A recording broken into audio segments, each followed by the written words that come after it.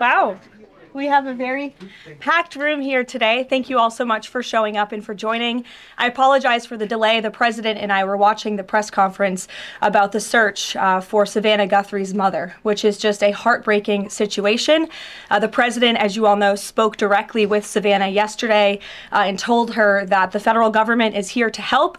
Any requests that are made by state and local officials in the search of Miss Guthrie will absolutely be accommodated. I spoke with the FBI directly about that today as well. And our hearts and our prayers are with Savannah and her entire family as they search for her dear mother. I also have a quick scheduling announcement for all of you. Tonight at 7 p.m. during prime time, President Trump, Dr. Oz, and National Design Studio Director Joe Gebbia will officially unveil Trump RX, a state-of-the-art website for American consumers to purchase low-cost prescription drugs. This historic announcement will save millions of Americans their hard-earned money, so make sure to tune in tonight, and we will see all of you in the news media there. President Trump promised to restore law and order to the United States of America, and newly released data proves he is delivering overwhelmingly on this promise. A study from the Council on Criminal Justice shows that the murder rate across America's largest cities plummeted in 2025 to its lowest level since at least 1900. Again, let me repeat, to put this in perspective, this marks the largest single-year drop in murders in recorded history. This dramatic decline is what happens when a president secures the border, fully mobilizes federal law enforcement to arrest violent criminals, and aggressively deports the worst of the worst illegal aliens from our country. The numbers don't lie. Under President Trump in 2025, the FBI increased violent crime arrests by 100% compared to the prior year. The FBI also conducted more than 67,000 arrests from Inauguration Day 2025 to January 20th, 2026, which is 197% more arrests than the same period previously.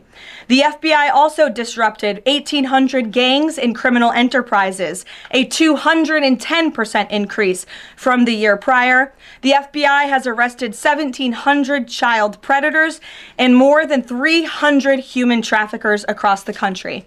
Since President Trump took office, 6 of the FBI's top 10 most wanted fugitives have been captured. Right here in our nation's capital, where you all live, so you know it well, whether you choose to report it or not, the president's efforts to make D.C. safe and beautiful have worked. As of last week, D.C. homicides were down 62%, motor vehicle theft down 53%, and 2025 had the fewest violent gun crimes of any year of available data in our nation's capital. For more proof that these tough-on-crime efforts are working, look at the president's Make Memphis Safe Again campaign. As of last week, there have been nearly 5,600 arrests made, and aggravated assaults are down 53%. Sexual assaults are down 53%, and robberies are down 70%. Again, that's just in the city of Memphis.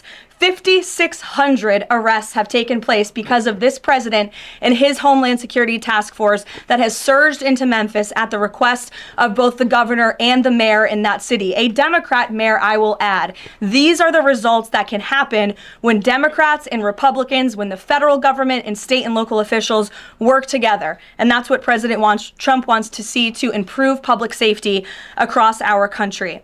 When you have a leader like President Trump who empowers good cops to be cops and to arrest bad criminals, American communities will become safer. Many of the media outlets in this room have expressed shock and confusion at these remarkable statistics. The New York Times declared that, quote, "No one knows for sure what's behind the staggering drop in the murder rate. The reason is very clear. It is President Trump's leadership and his unwavering commitment to law and order. The drop in crime is more proof that all that is required to improve public safety on our streets is a leader with the will to do what is necessary to protect law-abiding American citizens. The terror and chaos that was unleashed under Democrat rule is a choice. It's a choice to put violent criminals ahead of innocent Americans, a choice to force us all to live in fear because of soft-on-crime liberal politicians, prosecutors, and judges who lack the basic willingness to do their jobs and put dangerous people behind bars. On November 5th, 2024, the American people made a resounding choice that they've had enough of that, and that's precisely why they re-elected President Trump. So even as Democrats and the liberal media are engaged in hysteria about this administration arresting and deporting violent, criminal, illegal aliens, the undeniable truth is that deporting these individuals is one of the primary reasons why America's streets are safer today than they were 1 year ago when President Trump assumed office. Former President Biden and the Democrats left our borders wide open, and President Trump and the brave men and women of ICE are removing these dangerous criminals. So here are just a few recent examples. Number one, a Venezuelan national and active Tren de Aragua gang member with a rap sheet including homicide, assault, child cruelty, domestic violence, and property damage. This is an individual I can assure you not a single one of you in this room would want in your neighborhood, whether you admit it or not. He entered the U.S. in 2022, and he was released into our country by the Biden administration. He is no longer here, thanks to President Trump.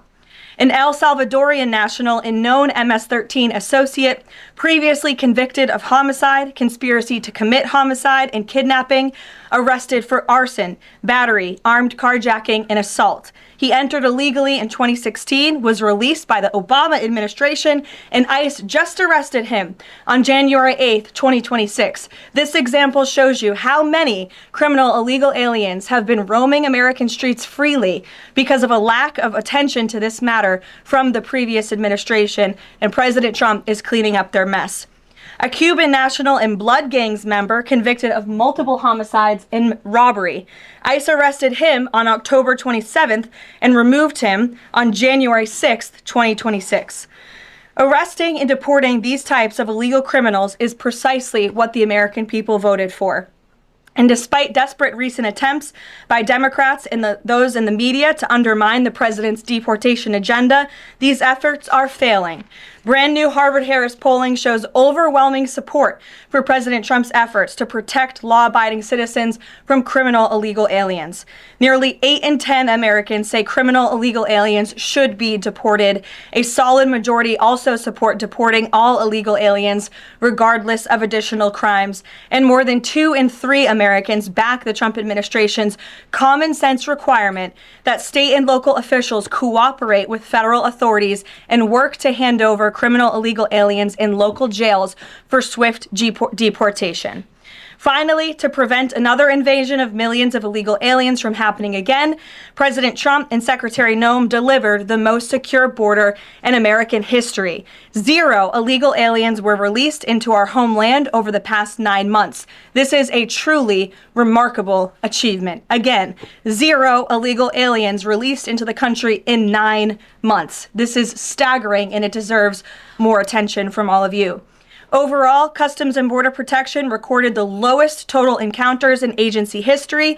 Daily encounters have fallen by 95%, averaging just 250 apprehensions at the southern border a day. This is compared to over 5,100 daily apprehensions during the Biden years. It's a night and day difference because we finally have a president who enforces the law and lets our law enforcement do their noble jobs of protecting our homeland. When President Trump campaigned on making America safe again, this is exactly what he meant, and the numbers and the results speak for themselves.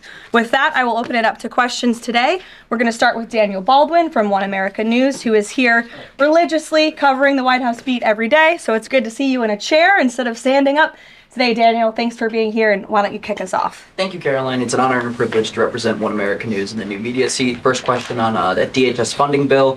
Funding runs out in the better part of 8 days or so. Democrats, at least verbally, are very dug in. What does the White House believe their end goal is when it comes to this funding fight, when it comes to immigration policy at large? What is their end goal when they're dug in a position like this at this point in time? Well, the president has 2 end goals. One is to obviously keep the government funded and open, and that includes the Department of Homeland Security, which does not just touch upon ICE and Border Patrol, but also FEMA, the United States Coast Guard, the United States Secret Service. These are brave public servants who work to protect our homeland. The president wants these individuals to get paid. Secondly, when it comes to any discussions about immigration policy, the president is never going to waver in his commitment to allow immigration enforcement efforts in this country and to support ICE and Border Patrol and the deportation of illegal alien criminals.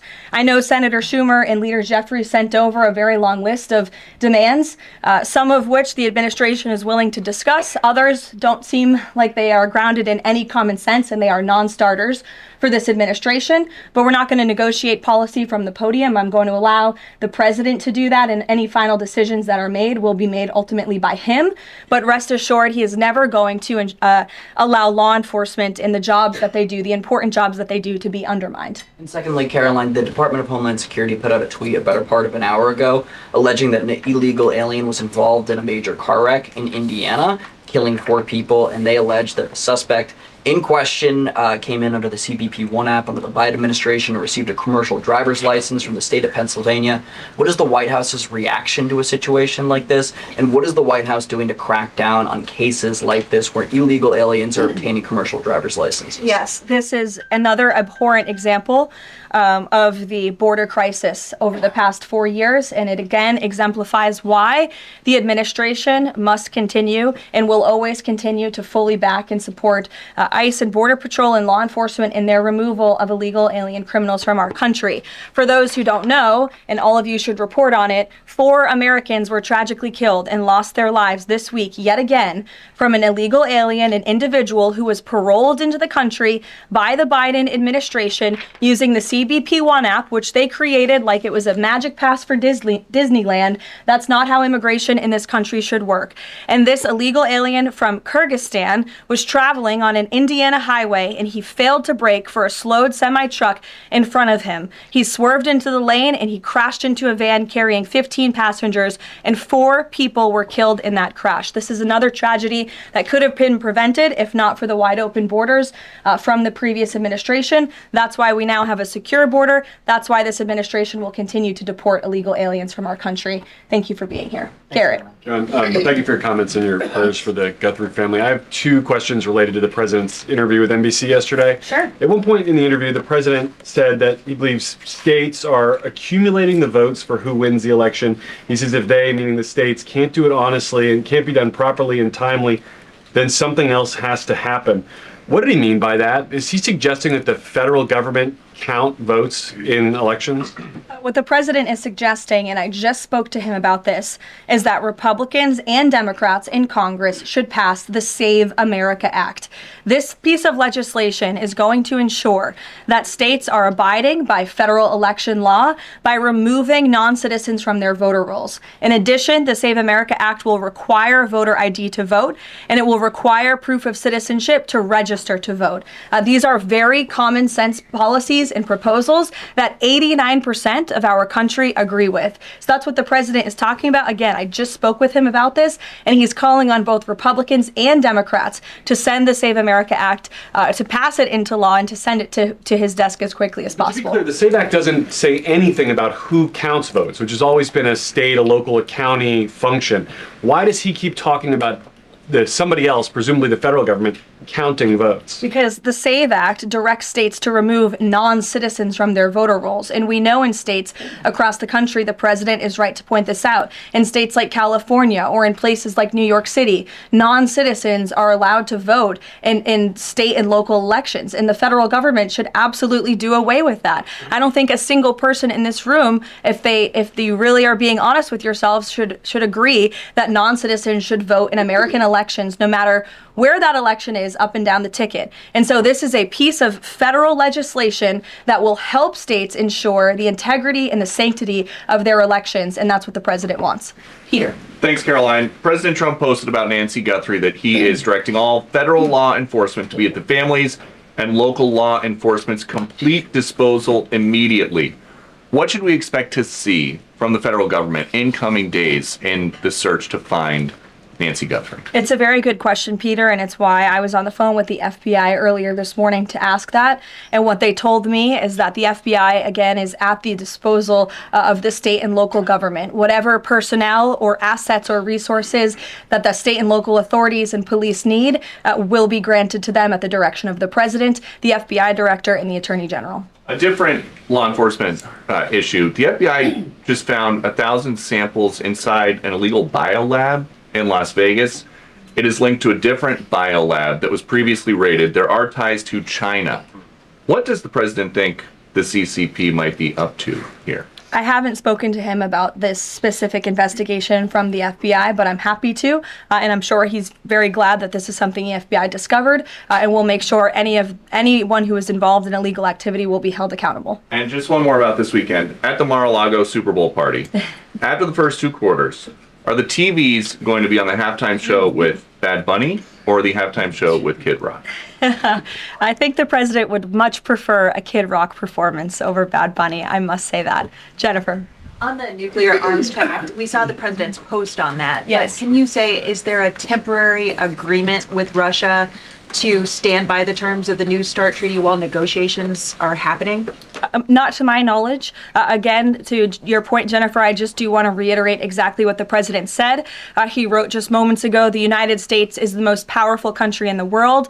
I completely rebuilt its military in my first term, including new and many refurbished nuclear weapons. I also added Space Force and now continue to rebuild our military at levels never seen before. We are even adding battleships, which are 100 times more powerful than the ones that roamed the seas during World War II. The Iowa, Missouri, Alabama, and others. I have stopped nuclear wars from breaking out across the world between Pakistan and India, Iran and Israel, and Russia and Ukraine, rather than extend New START, a badly negotiated deal by the United States, which I will add was renegotiated under former President Barack Obama. Aside from everything else, is being grossly violated. The president wants to have our nuclear experts work on a new, improved, and modernized treaty that can last long into the future, and that's what the United States will continue to discuss with the Russians. Peter. Thank you, Caroline. Sure. Did President Trump himself ever ask DNI Gabbard to head down to Fulton County, Georgia? The president was asked and answered that question just yesterday. I've seen a lot of the media in this room get very caught up with the semantics of why Tulsi Gabbard is there. I will tell you why, and the president agrees with this, because election security is essential to national security. And as the director of national intelligence, it is a part of Ms. Gabbard's role to make sure that American elections are free of foreign interference and that American elections are safe and secure. And so the ODNI director is working with the FBI on this effort, and the president wholeheartedly supports both Kash Patel and Tulsi Gabbard in ensuring that American elections are safe, are secure, and are free of foreign intervention. Is there any indication that there's foreign influence? Federal law enforcement's involvement in the search But, for excuse me one second. It's the media who has said that there's Russian interference in American elections. You guys have been saying that for many, many years. So the people in Fulton County. Well, the people in this room, considering that you all said for many years that Russia interfered in the 2016 election to help Donald Trump, you should all be very happy that we finally have an administration that is looking into that, and we'll be happy to keep you posted. Michael.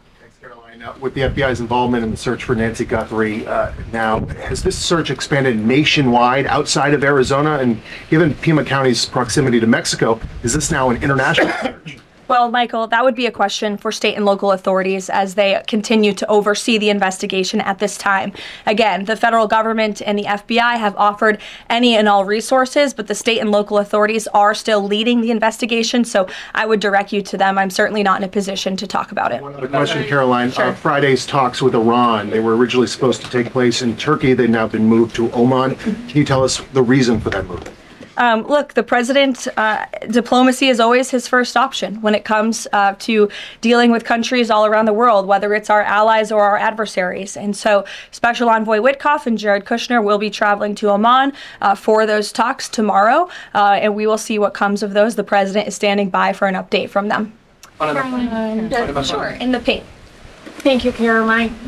Cuban leader Miguel Diaz-Canel said today that Cuba would be willing to engage in dialogue with the United States only without pressure, without preconditions, on equal footing and with respect for sovereignty. But his government is denying what President Trump said, that they're all already holding talks. How would you respond to that? I think the fact that the Cuban government is on its last leg and its country is about to collapse, they should be wise in their statements directed towards the President of the United States. But as I just reiterated, the President is always willing to engage in diplomacy, and I believe that's something that is taking place, in fact, with the Cuban government. Yeah, thank you, Caroline. So the Office of Personnel Management released a final rule today that makes it easier to fire government employees who are not doing their job, basically. Does the president believe that there are people in his government still that are not following his agenda? That's a good question. I have not asked him about that. I mean, look, it's a very big government, right? There are thousands of people who work for the federal government here in Washington, D.C.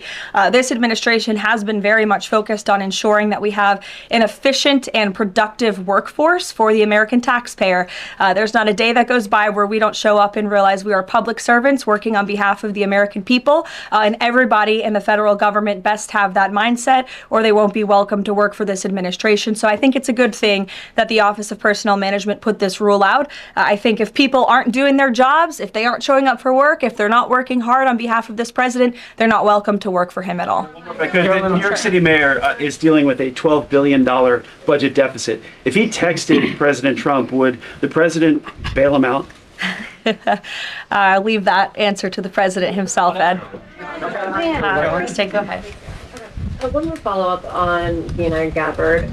You've said that the president supports the fact that she was there, but last night when he was asked about it, he said he didn't know why she was there. He didn't say that he directed her. Can you clarify on that? Did she go by herself and he learned later and supports it? Well, did you look at the full entirety of his response? I was in the room for that NBC interview, Kristen, and he just said exactly what I told you, which is that election security is essential to national security. We need to ensure that our elections are free and are fair and are free of foreign interference. And he spoke about how Ms.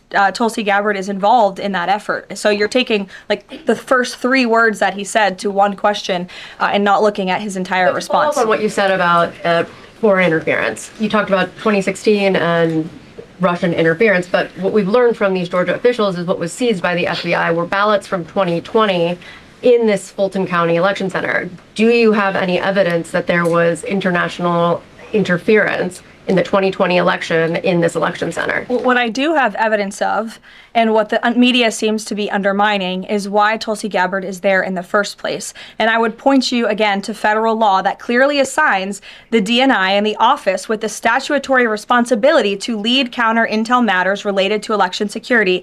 This includes assessing risks to election voting systems, software, voter registration databases, and more, and analyzing foreign interference. And the ODNI is responsible for supporting the White House interagency action to secure our elections through intel analysis and vulnerability assessments. And they should be routinely collaborating with agencies like the DHS, the DOJ, and the FBI. So as for that question, it would be better suited to ask the Director of National Intelligence herself in her office. But what I'm telling you is that it is more than appropriate. In fact, it is Tulsi Gabbard's job to ensure that our elections are safe and secure. And that's exactly what she's been doing on the ground in Georgia. And I don't understand why anyone in this room, considering you're all American citizens, I believe, and like to vote in our nation's elections, should have any problem with that whatsoever. Now, Thank you, Caroline. The president said that the administration should take a softer approach on immigration enforcement. He's also suggested for months that some migrant workers should be spared from these raids based on what they're doing. Is the administration going to continue to conduct large worksite raids as it seeks to target violent criminals? And can you clarify, is the federal government going to continue doing these deportation operations in blue cities where authorities say they don't want them?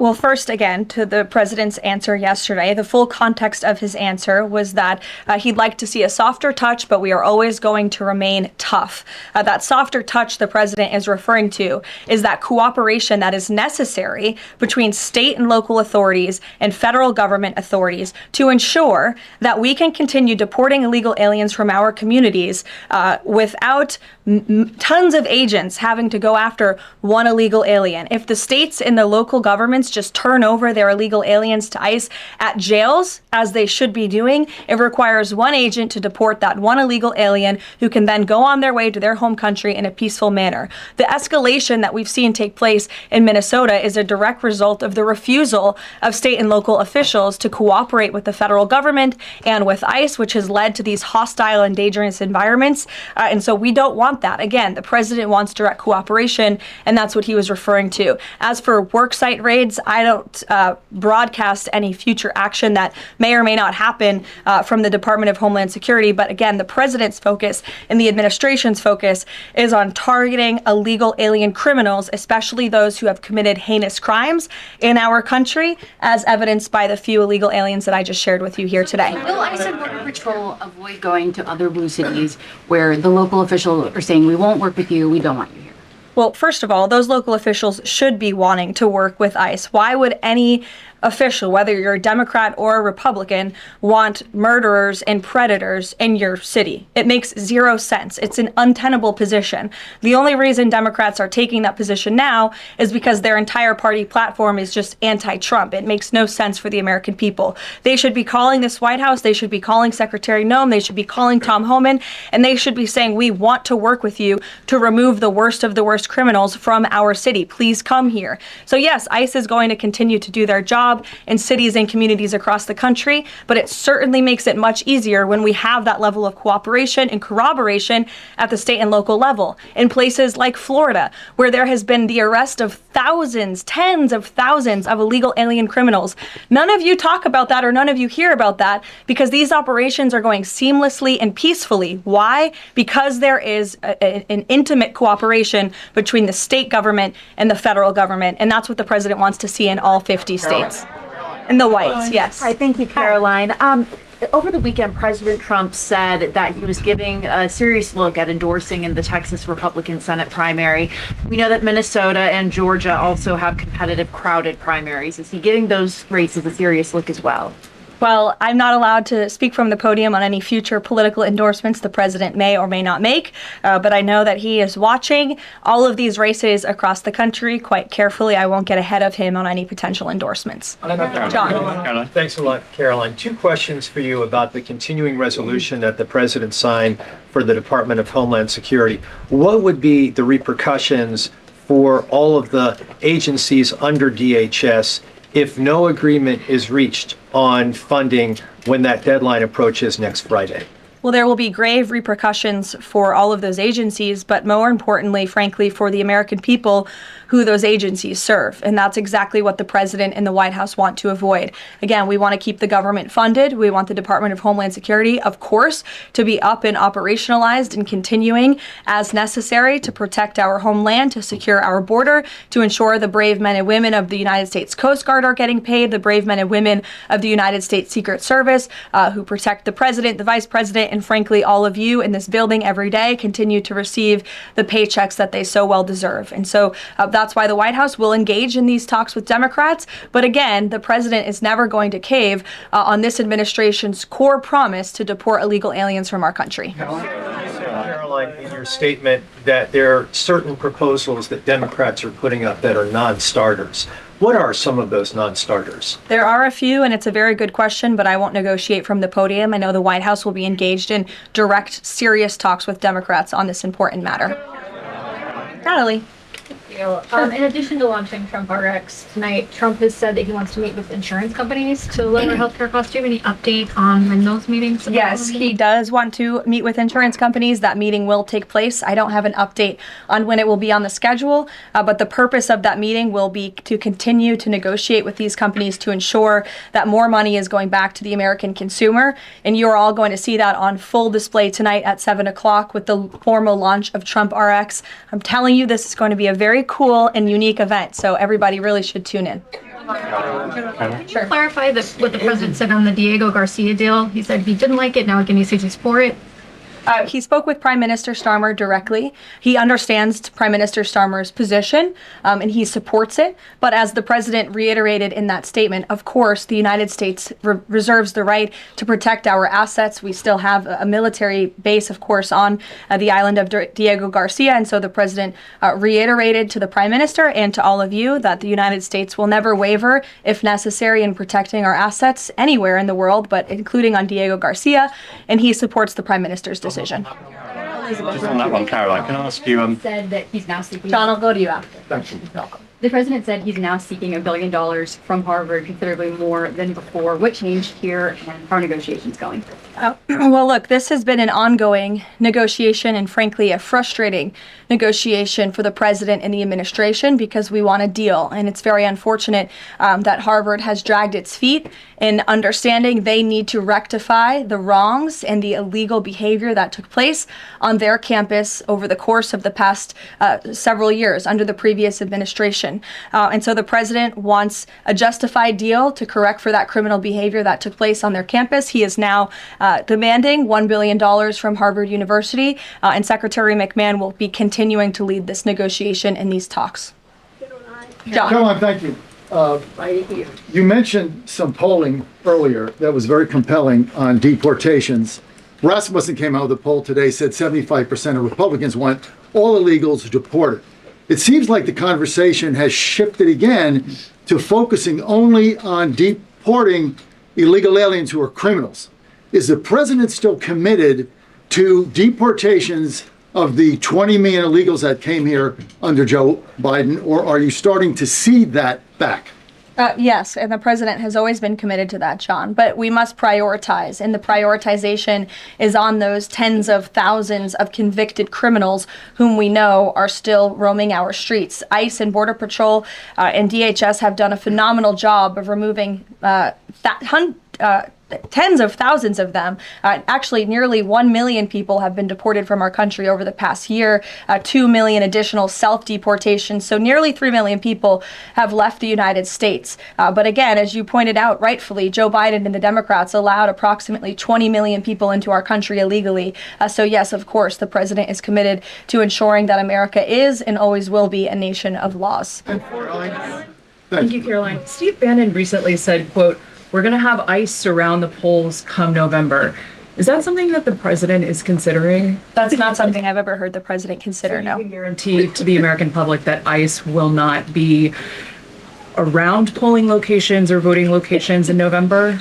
I can't guarantee that an ICE agent won't be around a polling location in November. I mean, that's frankly a very silly hypothetical question. But what I can tell you is I haven't heard the president discuss any formal plans to put ICE outside of polling locations. It's a disingenuous question. Caroline, I had two questions regarding DHS. The first one is, one of the Democrats' main demands for DHS funding was to demask ICE agents. Is this something that the president is even considering? Again, this is one of the specific points in the letter that went out by Senate Majority Leader Schumer and Hakeem Jeffries. I won't negotiate the individual points from the podium, but it is obviously something the White House will be discussing with lawmakers on Capitol Hill in the coming days. Is the administration concerned that the shakeup that we're seeing of DHS activity in Minneapolis could potentially embolden different obstructionist protesters around the country as they now have a playbook on how to get ICE out of their cities? No, because what you saw yesterday with the drawdown of 700 agents only occurred because the condition that the president of the United States set for local states, local counties to turn over illegal aliens to ICE has been met. The vast majority of counties, nearly every single county now in Minnesota, has made an agreement to notify ICE when they are releasing an illegal criminal from their jail. This is a huge win for the administration. Again, it's a condition the president set out and has been met thanks to the tireless efforts of Mr. Homan. And as for the left-wing agitators who have been illegally obstructing ICE's immigration efforts. We are not letting that behavior go unnoticed or unpunished. In fact, just today, the Department of Homeland Security arrested this individual. He is a self-proclaimed Antifa member who has been threatening, doxing, harassing ICE. He called for the murder of federal law enforcement officers. He encouraged bloodshed in the streets of Minnesota. He proudly acclaimed affiliation with the domestic terrorist organization Antifa. And the Department of Justice, thanks to the great work of HSI and the FBI, was able to locate and arrest this individual today. So we are committed to enforcing our immigration laws. We want that level of cooperation from state and local officials. And if people are illegally obstructing our federal law enforcement operations, if they are targeting, doxing, harassing, and vilifying ICE agents, they are going to be held accountable, like this individual here, who again is a self-proclaimed member of Antifa. He is a domestic terrorist, and he will be held accountable in the United States. Caroline, just to follow up on Garrett's earlier question, I mean, you've talked a lot about the SAVE Act. I know you spoke with the president about it before you came out here. The president has gone beyond that, though. He's talking about Republicans taking over elections, states are agents of the federal government. So just to be clear, is the president only calling on Congress to pass the SAVE Act, or does he want Republicans to go further than that before the midterm elections? The president is calling on Republicans, again, and Democrats to pass the SAVE Act. I will reiterate, requirement for voter ID to vote. That should be something that no American should oppose. In fact, we know that the vast majority of Americans support it. Requiring proof of citizenship to register to vote, which is not hard to do. We should be able to do that in this country. If you want to register to vote in the United States of America, you have to be a citizen in the United States of America. And this piece of federal legislation will direct states to remove non-citizens from the voter rolls. I just had a conversation with the president about it. Thank you, Caroline. I have two questions. Tariffs on South Korea. As you know, President Trump recently mentioned increasing tariffs on South Korea. When will the 25% tariffs increasing on South Korea begin? Secondly, what impact will this have on national security? Sure. I don't have a timeline for you on that, but I will make sure that our trade team here at the White House gets you an answer swiftly and promptly. John. Thank you so much, Caroline. Yesterday, President Trump, in the NBC interview, said that it bothers me that somebody is going after Bill Clinton. That somebody is the House Oversight Chairman, James Comer, a Republican. Why is the president bothered that they're investigating Bill Clinton and his Epstein ties? Look, I think that the president has respect for the former president of the United States, Bill Clinton. He said yesterday himself they've shared a good relationship, and that's what he was reiterating in that NBC interview. Go ahead, Caroline. Can you tell us a little bit about the agenda for tomorrow's talks with the Iranians? What will be the focus of the discussion? Diplomacy moving forward. The president has obviously been quite clear in his demands of the Iranian regime. Zero nuclear capability is something he's been very explicit about, and he wants to see if a deal can be struck. And while these negotiations are taking place, I would remind the Iranian regime that the president has many options at his disposal, aside from diplomacy, as the commander-in-chief of the most powerful military in the history of the world. Washington Examiner, go ahead. Go ahead. Lynchburg County, Virginia is their local law enforcement is defying the blue government's demand that they no longer cooperate with ICE. There's a lot of red counties that are thumbing their nose at the blue government, blue states leadership, telling them not to cooperate with ICE. Will this administration support those counties in any way? Support them either through legal help or?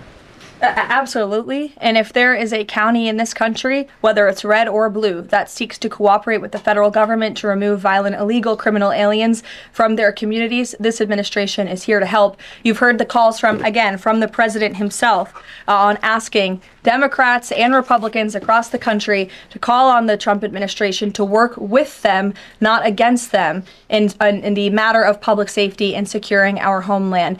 Thank you all very much. You'll hear directly from from the president tonight at 7 o'clock. And I hope everybody has a good weekend. Happy Super Bowl weekend. The president has wisely chosen not to make a prediction in Sunday night's game. But as a native girl from New Hampshire, go Patriots. Thank you, guys.